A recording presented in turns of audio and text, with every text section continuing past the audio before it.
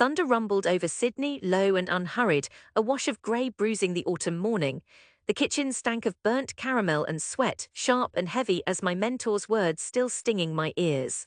I stood by the mixer, hands sticky with flour and egg, pretending to focus on smoothing the battered cake layers, but my mind kept replaying the humiliation from moments ago. "You call that a ganache?" Chef Gary's voice cut through everything like an electric saw. "I'd be less insulted if a child brought that up." His arms flashed, tattoos of flaming skulls twisting as he yanked my bowl out from under the overhead lamp. A titter ran along the stainless steel benches, apprentices smirking behind palm leaf chocolate shards and hunched sugar towers. "Sorry, chef," I muttered, fighting the panic snaking up my throat. Gary thrust the rubber spatula into the mangled chocolate, letting some drip like oil onto the counter. "8 months in my kitchen and you're still throwing together amateur messes. When you walk in here, you leave your stupid little dreams at the door. You want to try artsy crap, go find someone who cares." I waited, expecting the rebuke to end. He didn't relent, stepping close enough that the humidity of his breath soaked my cheek. "Let's be honest, Leo, this is Australia, mate. People want bread pies, not all this. What is it this time? Tonka beans. Who even knows what that is?" A dry laugh chafed the room. In that silence, I wanted to crawl into the steel-walled freezer and stay there, preserved until inspiration struck or the city collapsed. Gary tossed my bowl back at me. "Go wipe that station, maybe use some of those world-class ideas on a mop." I cleaned the counter, refusing to meet the eyes watching me over stacks of cooling eclairs and mud cakes. No one offered a word. Not Jules, who sometimes hung about after shift to swap croissant techniques, nor Andy, who thought his Nutella brownies were revolutionary. I wanted to shout that I did have dreams outside bulk Lamingtons, waking up at 2 a.m. to scribble recipes on torn receipts, nights spent blending yuzu and black sesame, structuring dizzy towers of pate chew just to see if I could. That what I wanted was a little harder to pin down than respect or approval, but $15 an hour could burn you down to bones, and no amount of quiet ambition mattered with Gary watching. My shift ended an hour later. Sydney slouched through the rain, traffic coughing past wet bus stops and shuttered bakeries. I took the long route home, tracing back streets lined with mulberry trees I'd noticed too late for this year's crop. In the grey, the city felt both limitless and small, like a box someone forgot to open. My parents' flat pressed in close, 2 floors up from the noisy Vietnamese grocery. You could smell frying shallots before you even climbed the stairs, the scent settling into your coat, stubborn and warm. Inside, Mum was folding old towels in front of the television. Dad was poring over soccer scores on his phone, making the clucking sounds he reserved for disappointment. "You're late," Mum remarked, stacking towels with military precision. "Sorry, lost track." Dad didn't look up. "Maybe if you focused on your work instead of these hobbies, you wouldn't be running late." "It's not a hobby." I dumped my rain-soaked bag by the sofa, trying not to bristle. Mum clicked her tongue. "Lee, how long you stay at that bakery? Boss doesn't treat you nice. We didn't come all this way, start again, for you to make pretty cakes and sitch."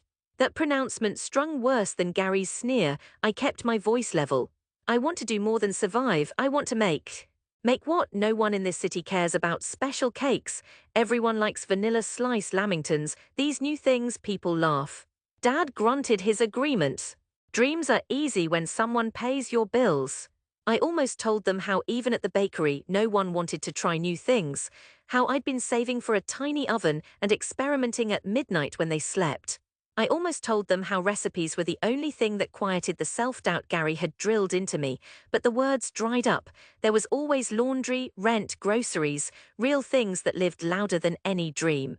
Through the window, the rain fell harder, streaking neon trails across the glass. I watched it in silence, trying to believe someone wanted more than the ordinary. Days blurred. Humid shifts spent hovering outside Gary's line of fire, fetching, cleaning, resigning, inventing quietly at home when the city slept. On weekends, I scrolled through photos of Parisian pastry shops, their sugared windows packed with impossible tarts and delicate millefeuilles. I'd try new recipes, pistachio dacquoise, sour plum compote, burning through ingredients I couldn't afford, baking in an oven rigged between hope and desperation. No one tasted my experiments but me. Every time I tried to share something, a cake with citrus mousse, a tart tarted up with black sesame and roasted pear, Mum would wrinkle her nose, Dad would push the plate aside. "Too fancy," he'd mutter. "Not real dessert." It was enough to bury the hope in me, but I couldn't quite let go. The humiliation from Gary's kitchen kept humming under my ribs. Most nights I'd climb up onto the flat's rooftop, mug of green tea in hand, staring out over the city haze. Sydney was full of dazzling promise and indifference, endless white light. I was just one small figure hunched over a sugar-dusted cutting board waiting for lightning to strike. One night I caught a posting in a baking forum, an Australian pastry competition in the city, prize money just enough to cover rent for a month. Open to all, no experience required, the flyer read, bright and bracing among still images of past finalists, some looking young as me, some old enough to be my father. I hesitated, then filled out the form, the easiest $25 I ever lost or invested, I told myself. Practicing meant more late nights, borrowed money for ingredients, teeth grinding as I worked out how to keep the plum compote from weeping under the mousse, how to balance both color and structure so nothing collapsed. Mum scolded me for wasting eggs. Dad rolled his eyes. Why spend nights baking for strangers when your boss already says no? Mum asked. I just shook my head. I have to try, Mum. I just need to.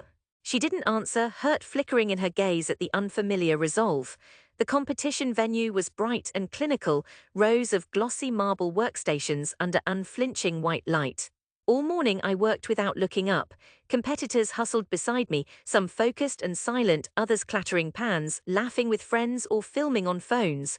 Every so often, I'd catch a glimpse of a judge watching over half-moon glasses taking notes.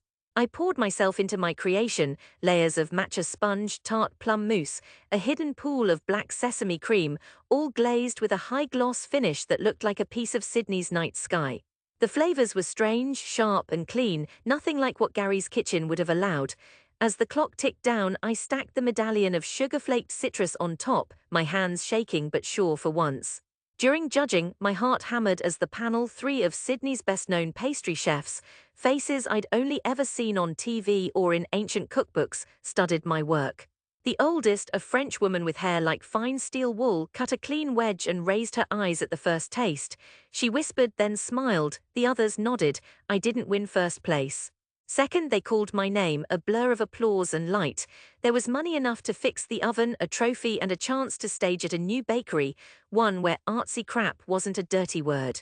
Gary didn't say a word when I handed in my notice.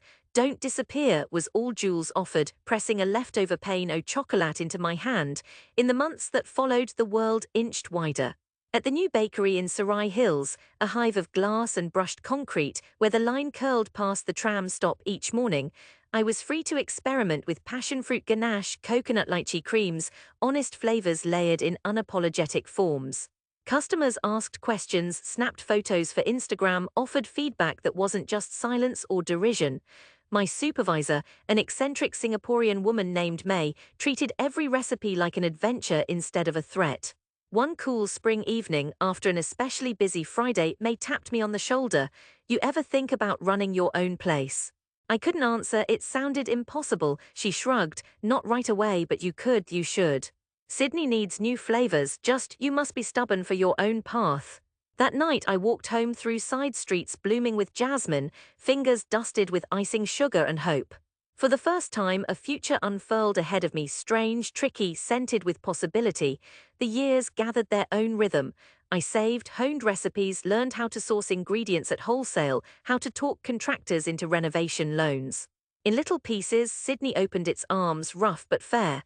One day, standing outside a worn shop in Newtown, keys hot in my hand, I knew this was home for the dream I'd nearly surrendered.